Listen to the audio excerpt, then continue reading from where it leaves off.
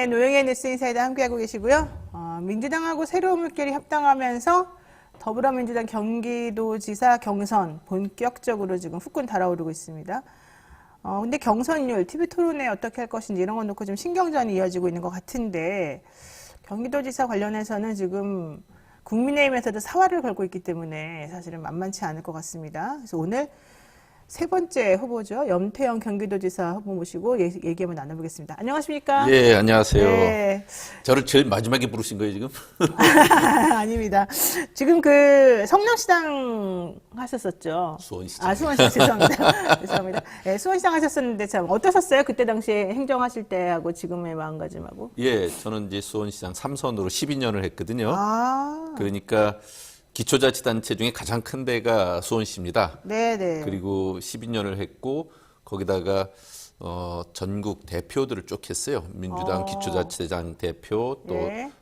대한민국 시장구수구청장 대표, 또 광역의회 기초의회까지 아우르는 자치분권 민주지도자회의 상임대표. 그걸 통해서 이제 민주당 최고위원도 했죠. 네네. 그러니까 그 지방행정, 또 중앙정치, 또 중앙정부의 카운터 파트너 해볼 거는 다 해봤습니다. 그런 가운데 이제 지역의 현실, 네. 지방행정의 그 속속들이 민생 정치를 다 겪었다고 할 수 있죠. 그러니까요. 삼선 시장에다가 그렇죠. 예. 그러니까 이제 더 이상 시장은 못 하시는 거예요. 삼선 하셨기 때문에. 예. 그런데다가 이 각종 이 행정 관련해서는 지금 뭐 제일 최고의 그러면 이력을 가지셨다, 경력을 가지셨다 이렇게 보이네요. 예, 그렇게 인정해 주시면 뭐 저야 객관적이라고 보겠습니다. 그러면 이제 내가 더 이상 수원시장은 나갈 수 없으니까 경기도지사 나간다 이겁니까? 아니면 왜 나오셨습니까? 실제로 이재명 성남시장 8년이 네. 경기도지사를 잘 수행하는데 밑거름이 됐지 않습니까? 네, 네, 네. 그것처럼 수원시장 12년 결과도 성과도 그렇게 경기도지사로 자연스럽게 귀결된 거지 제가 뭐 욕심낸다고 되는 것만은 아니거든요. 그게. 맞습니다. 이영희님께서 뭐야 준비 좀 하세요. 성남 수원도 모르고 실망이에요. 이렇게 말씀하셨는데 죄송합니다. 제가 말이 좀 헛나왔어요. 이렇게 아침부터 나무라시다니. 혹시 뭐 팬 지지자신가요? 이분 아시나요? 모르겠어요. 자, 염태영 시장님 응원하는 분들 많은데요. 지금 예. 보니까는 정말로님 또 나나님 능력자시네요. 이렇게 말씀하시고 서로 물어뜯는 거 말고 정말 감명을 주는 경선하시면 좋겠습니다. 이런 말도 지금 예, 얘기하셨고요. 지금 경선을 그렇게 해야 되는데 지금 경선과 관련돼서 민주당이 너무 그 지금까지 해놓은 게 없어가지고 걱정이 네. 큽니다. 그렇군요. 자, 어쨌든 경기도지사 선거 앞두고 지금 당내 경선이 가장 중요할 것 같은데 지금 분위기는 어떠세요? 사실 안민석 의원이랑 뭐 조정훈 의원인가 이렇게 조정식 의원. 조정식 의원이 같이 나오셨는데 의원님들하고는 제가 보기에 분위기가 많이 다른 것 같아요. 그럼요. 예, 어떠세요? 저희는 이제 지방행정에서 잔뼈가 굵었기 때문에 예. 현장의 문제, 민생의 문제는 굉장히 숙달돼 있고 네. 또 종합행정이거든요. 지방행정은 그 부분에 대해서 성과, 실적 이런 것들이 증명돼 있기 때문에 네. 중앙정치하고는 완전히 다릅니다. 지방행정은. 그래서 그분들하고 분위기라든지 정책의 방향, 디테일 네. 이런 것에 차이가 있을 겁니다. 네. 근데 사실 지지도도 높으신 걸로 제가 그동안에 조사를 보면 예. 나왔는데, 안민석 의원이 우리 셋이서 같이 한번 좀 단일화하자 이런 의견 내셨잖아요. 예. 그건 어떻게 생각하세요? 저는 뭐 적어도 민주당의 정체성을 지켜가고 그런 후보가 돼야 된다는 측면에서는 저는 필요하다고 보거든요. 네. 이제 한 분이 조금 이제 소극적이라 그 부분이 지금 진도가 잘 안 나가는데 뭐 지금 이제 앞으로 경선 분위기가 잡히고 그리고 또 결선 투표제를 하게 되고 그러면 이제 그런 부분은 좀 더 급격히 이루어질 수도 있다 이런 희망을 갖고 있습니다. 네. 근데 사실 지금 제일 좀 강한 경쟁자라고 해야 될까요? 김동연 예비 후보가 사실은 조금 인지도 면에서도 그렇고 지지율 면에서도 그렇고 좀 앞서가고 있는 것 같거든요. 어떻게 그 김동연 예비 후보는 어떻게 될까요? 지금은 이제 네. 대선 뒤라 대선 때 출마했던 분들, 특히 경선 탈락자나 또 본선거에서도 중도 탈락자 이런 분들이 인지도가 높아서 네, 맞아요. 그것이 지도처럼 보이지만 그건 신기루입니다. 가장 중요한 것은 본선에 나갔을 때 민주당 후보로서 원팀이 돼서 네. 정체성을 갖고 그리고 모든 선거의 중심적인 역할을 해줘야 되거든요. 네. 이제 그런 것이 검증이 전혀 안 됐죠. 우리 식구라는 생각이 별로 안 드는 겁니다. 우리 식구가 아니다. 이제 아직까지 그렇잖아요. 그 이분이 MB 정부 때 주로 잘 나갔어요. 그렇죠. 그리고 지금 윤핵관들의 핵심들이 다 MB 정부 때 네, 그 사람들이고 사람들이죠. 예. 그런데다가 문재인 정부 때 들어올 들어와서 초대 기재부 네, 장관을 했지만 네. 별로 좋지 않은 얘기로 네. 결국은 헤어졌고 그리고 나가서 민주당과 다른 결의 당을 만들고 다당제를 주장했던 분이고 그러다가 막판에 이제 이재명 후보하고 단일화를 통해서 들어온 것밖에 없는데 그 통합도 엊그저께 끝났습니다. 그러니까 좀 늦어지긴 늦어졌어요. 예, 지금 이제 대선이 끝나고 한 달 반 이상을 합당을 한다고 해놓고도 왜 그렇게 지지분제를 하다가 네. 결국 늘어뜨리기만 하다가 경선의 흥행도 못 시키는 가운데 결국은 이렇게 가면 흥행이 안 되면 무난한 패배 이런 거로밖에 무난한 패배. 예, 안 귀결되지 않을 수가 없잖아요. 네네. 저쪽은 어떻습니까? 유승민 하나 갖고도 안 될 것 같으니까 김은혜를 네. 투입해서 네. 쌍끌이로 막 경선을 흥행시키고 예, 있다? 흥행시키고 있는 거에 비해서 우리 민주당이 크게 잘못하고 있는 겁니다. 그런데 이제 경선 룰이 또 괜찮아야지 또 본인이 또 되시는 거잖아요. 그 경선 룰은 우리가 손댈 것도 없어요. 그건 이제 당원 당규에 따르면 돼요. 2018년 지방선거, 네. 2020년 총선, 네. 그리고 지난번 대선 여기에도 계속 지켜온 룰이라는 게 있습니다. 기존 룰이 원래 있군요. 예, 네. 5대5 그 경선 거기다 결선 투표. 그러니까 일반 여론조사하고 그다음에 권리당원 당원들 50%. 예, 50%. 예, 네. 그리고 결선 투표. 네. 이것은 이미 정해진 룰이에요. 네. 그리고 이번에도 다른 광역지자체장들을 다 그렇게 경선 룰을 정해서 이미 시행하기로 한 거거든요. 네. 경기도만 예외적으로 중불나게 다른 걸 적용할 방법이 없습니다. 네, 네. 그러니까 이건 이견이 아닌데 계속 그동안 이제 김동연 후보가 뭐 자기는 불리하다 뭐 이런 식으로 불리하면 들어오지 말아야죠. 근데 민주당에 이제 합당해서 민주당 원이 됐으면 네. 로마에 가면 로마법을 따라야죠. 그러니까 이게 조금 애매한 부분이 사실 있는 것 같긴 해요. 왜냐하면 김동연 예비후보는 본인이 아무래도 좀 다른 여타 후보님들하고는 다른 위치에서 시작해야 된다고 생각하시는 것 같긴 하더라고요. 그분은 그렇게 얘기하면 지금 그 대선 이후에 절대적으로 높은 인지도를 갖고 출발한 거거든요. 그러긴 하죠. 예, 네. 그런 것은 우리가 또 어떻게 봐야 됩니까? 이게 사실은 이제 대선하고 너무 붙어 있어서 문제입니다. 그러네요. 그게 네. 충분히 있으면 우리가 갖고 있는 정책과 내용들을 충분히 설명하고 경선 분위기도 좀 쭉 끌고 가고 그러면서 후보를 검증할 수 있는 기간을 갈 수 있을 텐데 지금 그렇지 네. 않고 네. 우리가 아주 촉박하게 지금 그 후보를 결정하는 그 프로세스에 올라타 있거든요. 네. 그런 가운데 전혀 토론도 안 하고 그리고 벌써 한 달 반이나 그렇게 그 합당 절차도 밀어놓고 그러다가 그냥 가볍게 인지도에 기반한 후보가 돼버리면 민주당으로서는 큰 위기입니다. 근데 이제 우리가 냉정하게 얘기를 해보면 제가 객관적인 입장에서 말씀을 드리는데 예. 우선 김동연 후보는 사실은 본선 경쟁력이 다른 분들보다 좀 강하다고 이제 주장을 하셔요. 지금 현재로서는. 그리고 이제 뭐 경제부총리도 하고 그러셨으니까는 내가 근데 그런 쪽에서는 일을 잘할 수 있다. 그리고 국민의힘 쪽에 아까 말씀하신 MB 측근들이 지금 많이 가 있다고 하셨는데 그분들하고 내가 소통이 된다. 그렇기 때문에 잘할 수 있다. 또 이런 얘기를 이제 하시는 걸로 제가 보이고요. 이제 반면에 믿을 수가 없다. 그분은 솔직히 말하면 우리 민주당 사람은 아니지 않느냐. 그리고 예전에 본인이 이제 자리를 박차고 나갔을 때 행동하는 걸 보더라도 우리가 사실 그분을 꼭 챙겨줘야 될 필요가 뭐가 있느냐. 맞아. 이런 입장도 또 있는 것 같더라고요. 예. 그러니까 사실은 이제 이분이 갖고 있는 정책성의 문제는 계속 불거질 겁니다. 네네. 그리고 그것이 이제 본선에서 계속 드러날 거고요.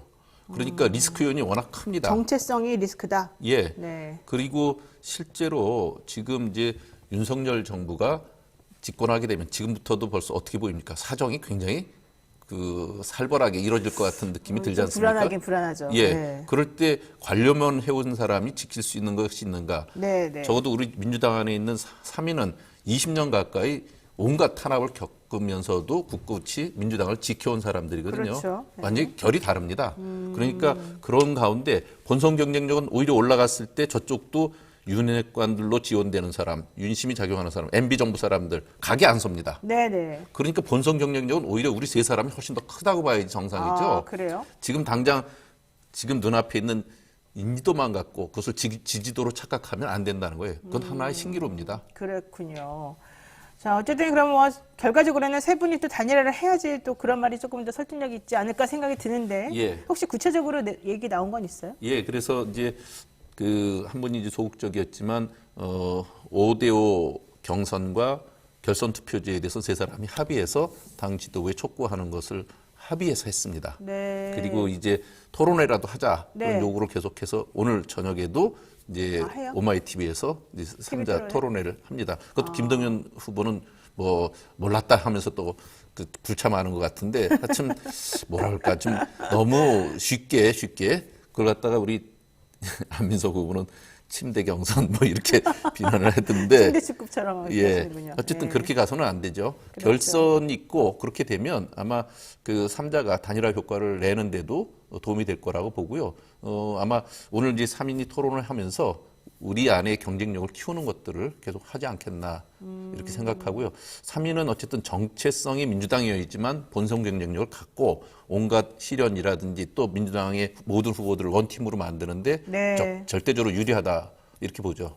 그렇군요. 네. 김톡톡님께서요. 철새들은 철 따라가면 됩니다. 불안한 경기도 후보입니다. 이렇게 말씀하셨는데 아마 이제 김동연 후보를 좀 지칭해서 말하는 게 아닌가 생각이 드는데 또 오그레이스님도 솔직히 민주당 색은 김동연 후보는 아니지 않습니까? 자신의 유리한 꽃길만 택하는 느낌입니다. 이런 얘기 하셨는데 또 다른 분들은 아닙니다. 김동연 후보 괜찮습니다. 이런 얘기도 많으시고 아니에요. 지금 우리 그 염 시장님 좋습니다. 이런 분들도 많으시고 염태영 화이팅 레몬트리님 많이 나오셨습니다. 제가 의외로 지지율이 높다고 그러는 게 그냥 허상이 아닙니다. 아 그럼요. 예. 게다가 저는 사실 그러니까 경기도 지사는 정치 능력 플러스 이 행정적인 능력이 매우 필요할 것 같은데 그런 면에 있어서는 지금 사실은 다른 분들보다는 행정적인 이력이 엄청나게 좋으셔서 제가 이제 본선 경쟁이 높다는 이유 중에 하나가 예. 여론조사를 해보면 예. 그 중앙정치안과 달리 실제 현장에서 행정을 집행해봤던 사람에 대한 선호도가 높고요. 네. 또 제가 모든 후보 중에서 유일하게 비호감도보다 호감도가 높은 유일한 후보입니다. 그 정도로 그 이후에 본선에서 확장력이 제일 좋은 후보다 이렇게 말씀드릴 수 있죠. 확장력이 좋다. 예. 알겠습니다. 자, 지금 여러분 노영희 뉴스 인사이드 함께하고 계시고요. 지금 응원의 댓글 혹은 또 격려의 댓글이 많이 나오고 있네요. 국민의힘 경기도지사 후보를 보게 되면은 윤석열 당선인의 영향력이 크게 작용한다 이렇게 알 수가 있습니다. 실제로 국민의힘 김문혜 의원이 나온 다음에 유승민 전 의원보다 좀 앞서는 여론조사가 많이 나왔거든요. 실제 이렇게 뭐 대통령 당선인이라든가 뭐 이런 분들의 영향력이 그렇게 많이 의미가 있는 건가 보죠. 이런. 지금 이제 민주당은 원래부터 이제 민주적 분위기와 또 자발성에 근거한 것들이 워낙 큰데 반해서 저쪽은 일사불란함, 명령체계 통일 뭐 이런 것이 또 강하지 않습니까? 네네. 그러니까 대통령 당선자 또 대통령이 그 취임하고 나면 그 힘이 급격히 모아질 건데 대통령의 뜻이 어디 있다 하는 것으로 결국 후보가 결정될 가능성이 제일 높다고 봐야죠. 그런 측면으로 보면 그 유승민을 그 자객으로 나온 것이 이제 김은혜니까 네. 김은혜 쪽으로 보다 그 쏠림 형상이 클 거다 하는 거고요. 특히 취임 초에 그 분위기는 크기 때문에 저는 처음에 유승민 후보가 굉장히 떤 것처럼 보였지만 바로 김은혜 이름이 나오기 시작하면서 네, 대체되고 네. 있잖아요. 맞아요. 그래서 네. 김은혜가 훨씬 더 그쪽으로는 후보 가능성이 높다. 저는 처음부터 그렇게 봤습니다. 그랬군요. 그런데 이 경기도 쪽은 사실은 이재명 후보하고 윤석열 후보 대선 당시 퍼센티지를 보게 되면은 이재명 후보 측이 이제 높았었지 않습니까? 예. 지지도가. 예. 당연히 사실은 그럴 수밖에 없었겠지만은. 근데 요즘 여론조사를 보게 되면은 사실은 민주당 쪽 사람들보다는 국민의힘 쪽에 분들이 좀 더 앞선다는 게 나와요. 그게 이제 그 두 사람의 그 쌍끌이 그것 때문에 그런 경선을 거예요? 분위기를 세게 붙이는 거 아니겠어요? 사람들이 관심 별로 쏟잖아요. 네. 그런 걸 우리가 지금 안 하고 있는 게 참 제가 문제라고 하는 거거든요. 네. 우리 안에 분위기를 계속 그 우리도 활발하게 네. 그 경쟁하는 분위기를 만들어줘야 되는데 네. 볶아마트에서 함부로 모셔오고 이분이 인지도가 높아서 지지도가 높은 걸로 착각하게 하는 걸 갖고 가만히 이분 모시면 이길 수 있다? 그건 천만의 아니에요? 말씀입니다. 그 본선 가면 네. 다 깨져나갈 일이죠. 그리고 제가 갖고 있는 것 중에는 가장 어려운 게 이제 결국 수원시에서는 아주 잘했다고 하는 평가가 있더라도 경기도 네. 전체는 잘 모르지만 네. 제가 지금 탄탄한 지지율을 갖고 본선에 나가게 되면 그 순간에 저 인지도는 확 올라가고 각이 서요 일단. 중앙정치, 윤석열의 일방통행 네. 그리고 민생을 지키는 경기도, 행정 경험 네. 이런 것으로 딱 각이 지고 민주당 다운 거. 그 딱 각이 쓰지 않습니까? 그러니까 본선 경쟁력은 제가 훨씬 더 높다고 봐야죠. 그럼 좋아요. 자, 이제 본선 경쟁력 높으시고 행정의 달인이시고 이제 예. 경험도 많으시니까 그러면 경기도 지사가 되면은 대표적으로 이제 어떤 공약을 내세우셔서 하실 텐데요. 그 중에 하나가 뭐 분도 공약 이거이신가요? 예, 분도 경약도 지난주에 했습니다. 네. 예. 그러니까 경기도를 남하고 북으로 나눈다. 근데 예. 사실 그런 분도 공약은 후보님만 말씀하시는 게 아니라 예전에부터 계속 나왔던 얘기 아닌가요? 일부 계속 거론이 됐었고요. 네. 그렇지만 저처럼 유력한 후보가 현장에서 구체적인 그 정책으로 발표한 적은 없었어요. 근데 그때 자꾸 불편해하고 안 된다고 시기상조라고 말했던 사람들의 입장은 예. 경기 북부하고 남부가 너무 다르다. 남부는 예. 다들 잘 살지만 북부는 이 지방자치 관련해가지고 돈도 없고 좀 힘들지 않겠냐. 그래서 나눠놓으면 안 된다. 이런 거였거든요. 예. 그럼 어떻게 근데 이제 해결하시나요? 제가 분도를 한다고 그럴 때 네. 가장 큰 원칙은 우선 그 지방행정은 결국은 권한과 책임이 현장 가까운 데 있는 것이 훨씬 더 효율적이다 하는 게 있고요. 그러니까 네. 지금 분도로 북도만 떼어놔도 그 350만입니다. 그런 그러니까 많아요. 17개 광역지자체 중에 3위에 해당됩니다. 네. 그러니까 남부가 여전히 1위가 되고 네. 북도가 그래도 3위가 될 정도로 규모가 큰 겁니다. 그러니까 규모가 크고 또 남도와 북도는 그 일종의 문화 공동체 생활권이라고 하기가 참 단일 어렵다. 생활권이라 하기가 어렵습니다. 그 중간에 또 서울이 끼어 있어서 네. 더군다나 또 북부의 많은 부분이 지금 균형 개발에서 상당히 이제 어려움을 겪고 있는데 그거는 수도권 정비계획법에 의해서 그렇게 되는 거거든요. 획일적 규제를 받아서 네. 그래서 분도를 하게 된다면 분도한 북도는 수도권의 획일적 규제로부터 자유롭게 만들어주는 것이 전제돼야 되는 거고요. 또 이제 재정 문제를 얘기하는데 네. 그 제가 지금 분도를 얘기할 때 경기 북부 그 특별자치도 이렇게 하는 겁니다. 특별자치도가 그 제주시가 있고요. 네. 또 특별한 이름이 붙은 세종. 데가 세종자치가 있거든요. 여기는 재정에 관해서 그 특별법을 만들어서 재정에 대해서 지원을 좀 해주죠. 균형 발전의 측면에서 재정을 특별히 챙기는 것이 있다고 하는 걸 전제로 하는 겁니다. 그러니까 지금보다 나빠질 거라고 생각하는 거는 그런 것을 전제한 것을 간과해버린 얘기니까 실제로는 대안이 다 있는 겁니다. 사실 경기 남부도 원래는 분리시켜달라고 계속 그랬었던 거죠. 남쪽에서는 북도를 분도시켜달라고 하는 것은 네, 보통 이제 않고. 관심 사항이 아니어서 아닌데 북도 쪽에는 그게 요구가 컸던 거고요. 북도 쪽은 그렇게 요구가 예, 컸군요. 저는 그렇게 되면 남도 쪽은 또 남도 쪽대로 훨씬 더 기회 요인을 가질 수 있다고 생각하기 그러니까. 때문에 남쪽도 좋고 북쪽도 훨씬 더 기회 요인을 갖게 되는 거라고 보는 거죠. 근데 그렇게 되면 경기도 지사가 된 다음에 이게 나눠지게 되면 이제 지사 내 임기 끝난 다음에 남북으로 나눈다 이런 뜻인가요? 어떻게 된다? 이제 제가 로드맵을 발표한 겁니다. 예. 맨 처음 첫 단계는 이제 경기 북부 그 도민추진위원회 이런 걸 구성해서 시민추진위원회 구성한다. 예, 도민추진회를 구성해서 도민들이 참여해서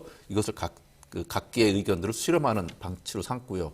또 하나는 지금 지방자치법 전부 개정안에 이번에 이제 1월 13일부터 시행되게 된 데는 특별자치단체를 구성할 수 있게 돼 있습니다. 그러니까 경기 북부가 10개 또는 11개 시군에 해당되는데 거기가 특별자치단체로 함께 모여서 네. 분도에 대한 논의를 보다 그 면밀하게 하는 거고 여러 가지 정책적 점검들을 하게 되는 겁니다. 네. 거기서 이제 분도에 대해서 의견이 모아지면 경기 북부 특별자치도라는 걸 설정하고 그 법을 만들어야 되는 거고요. 그렇죠, 법 그 만들어야죠. 법을 만들고 법이 통과되면 주민투표를 또 붙이는 게 있거든요. 네. 주민투표를 붙여서 충분히 공감대가 형성된 주민들이 이제 과반수 찬성을 하게 되면 제가 보면 2026년 민선 9기 때는 경기 북도지사 이렇게 뽑을 수 있다는 구체적인 로드맵을 이미 밝혔습니다. 네. 그러니까 이제 이번에는 우리 도지사님이 이제 한 분으로 계시겠지만 이게 정립이 되고 확인이 되면 나눠질 수 있겠군요. 예. 다음부터는. 그래도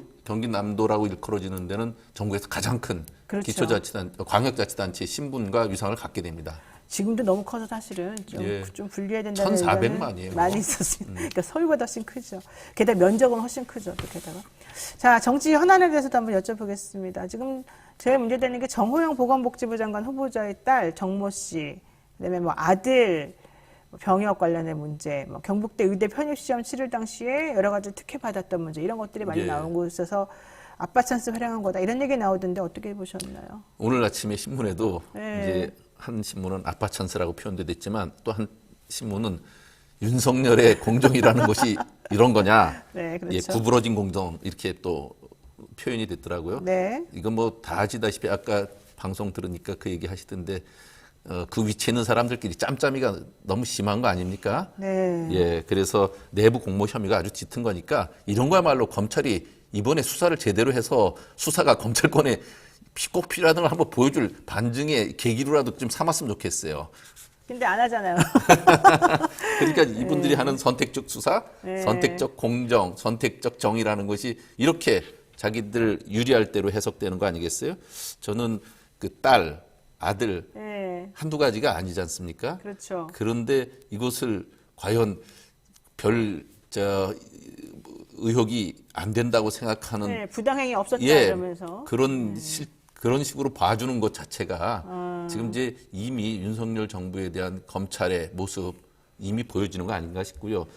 저희 자신이 죄가 없다는 사람이 어디 있어요. 그런데 조국 장관 하듯이 해보라고요. 그러면 어떻게 되는지 다 우리가 알고 있지 않습니까? 그건 사모의 폰도로 시작했어요. 그런데 엉뚱하게 표창장 갖고 네, 네. 3년씩 지금 재판이나 하고 있고 또 정경심 씨는 4년을 구형받고 선고를 받고 이런 정도니까 지금 뭐 비교할 수가 없지 않습니까? 그러니까요. 근데 뭐 우리가 사실 수사 자료를 갖고 있는 건 아니니까 함부로 말을 할 수는 없겠습니다만은 그냥 일반인 국민이 보기에 좀 불공정하다. 좀 그렇게 느껴지는 건 확실해서 예. 예, 이런 부분에 있어서 김호수 검찰총장이 이럴 때 말이죠. 수사권을 지키겠다고 사표를 냈는데 수사권을 한번 좀 제대로 보여주면 그 확실히 그래도 국민들이 조금 필요한가 보다 이렇게라도 그렇죠. 느끼지 않겠어요? 네네. 사실 그 말씀에 정말 동의하는 부분이 좀 있는데, 김호수 검찰총장 얘기하셨으니까 제가 여쭙겠습니다. 김호수 검찰총장이 검찰개혁 법안에 반발한다 그러면서 사직서를 냈어요. 예. 그러면서 약간 의인처럼 지금 사직의 변을 냈습니다. 모쪼록 저희 사직서 제출이 앞으로 국회에서 진행되는 입법 과정에서 의원님들께서 한 번 더 심사숙고해주는 작은 계기라도 되기를 간절한 마음으로 기대한다 이렇게 이제 밝혔는데 사실 김호수 검찰총장의 이런 타이밍이랄까 지금 현재 태도랄까 이런 것들은 어떻습니까? 좀 비겁하다는 생각 들지 않아요? 비겁하다.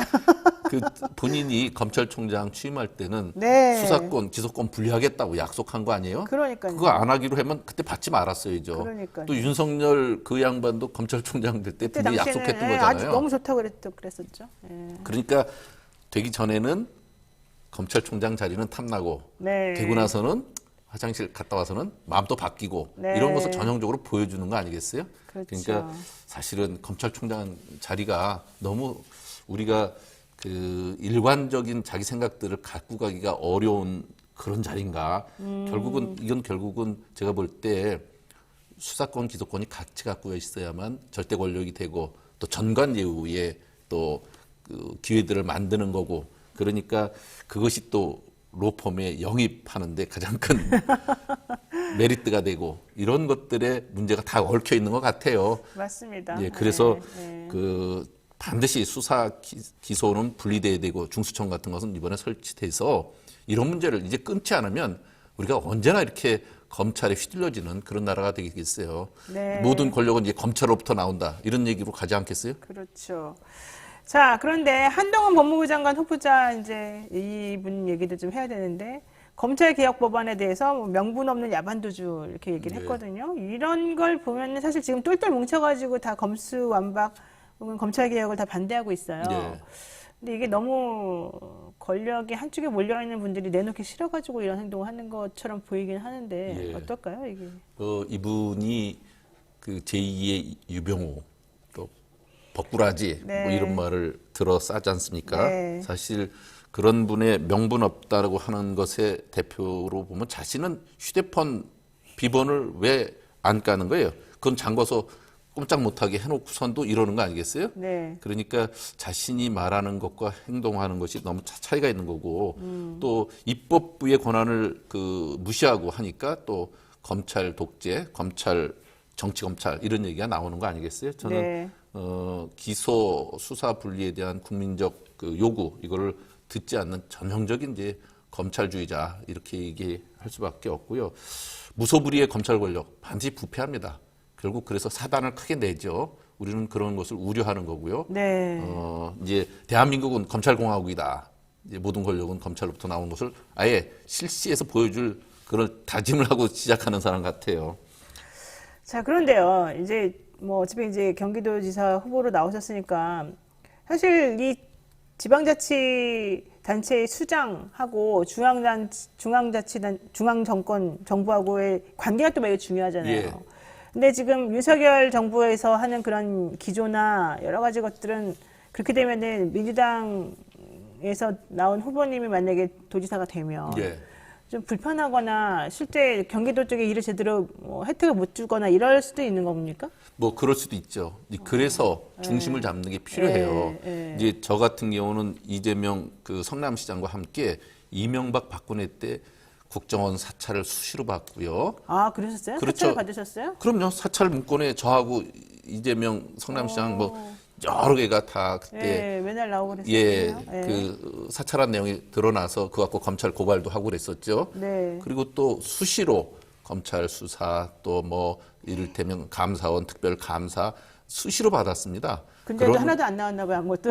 그렇죠. 지금까지 건재하신 거 보니까. 우리는 그런 것 속에서 자유롭기 위해서도 정말 철저하게 청렴과 또 행정에 있어서 원칙을 지킬 수밖에 없었는데 네. 그러면서도 혁신적 정책들을 계속 냈거든요.